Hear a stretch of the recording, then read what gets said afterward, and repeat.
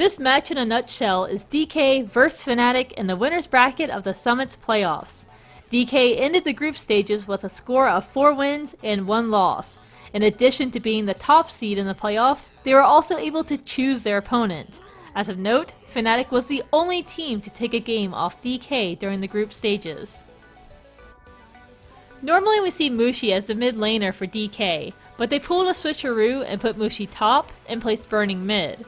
PA could do nothing to prevent Brew from farming, so Burning was able to farm up an 8-minute Blink Dagger. With Blink Brew ready and Morbid Mask on Ursa, DK were ready to attempt Roshan before the 10-minute mark. The best part is that Fnatic knew, and Notel sent in a creep just in time to deny the Aegis. Throughout the game, Fnatic had some great ganks go in their favor, like on the bottom lane when they smoked up and found Ice using his Midas in the woods. He probably didn't expect to run into all 5 of Fnatic, but he especially didn't expect to get hit by a long-range arrow coming from Rubik. Ice wasn't the only one getting hit by surprise arrows though. Shortly after, on the top lane, Fly landed yet another long-range stun, this time hitting Burning as he tried to push the tier 1 tower. But since DK were also finding kills of their own, this game was completely even at the 20-minute mark. All tier 1 towers in the game were destroyed, the gold difference negligible, and only a 2000 experience lead for Fnatic.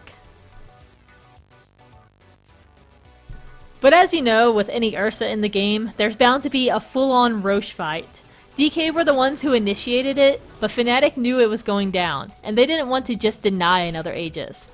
DK made a statement as they walked into the pit, killed an Enchantress creep, then proceeded to Roche. That statement said, "We're ready to fight, and we think we can win." Fnatic took the bait, and Tide jumped in with a nicely landed 3-man Ravage. However, it was quickly negated with 2 quick-fingered BKBs. Trixie managed to steal the Aegis though, once again denying DK their prize. But despite that, the tides of the fight were turned in DK's favor as every single one of Fnatic's heroes got shut down.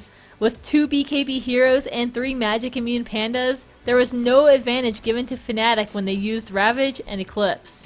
To top it all off, Hani got doomed right as he got there, so he was unable to get any crits or dodge the onslaught of damage from DK. This was a major turning point in the game and marked DK pulling ahead for the first time. With the success of their last Roshan bait, DK went for another one, just in a slightly different form. This time utilizing the ancient stack that Fnatic had been working on as a means to even out the golden experience.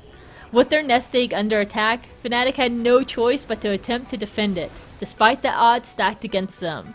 A well-placed observer ward and high ground gave DK such an advantage in this fight.